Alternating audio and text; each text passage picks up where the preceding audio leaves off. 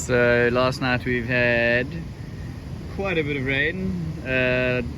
Night before last we had just over 100 mils, and last night our rain gauge actually overflowed, so we've had another 100 mils, so over 200 mils in the last 2 days. And as you can see,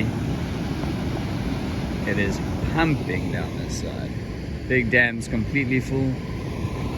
Most of the dam walls washed away, and the overflow is just raging.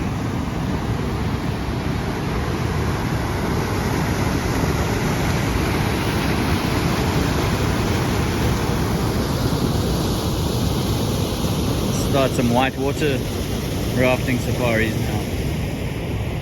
This is the most full I've ever seen it on this side.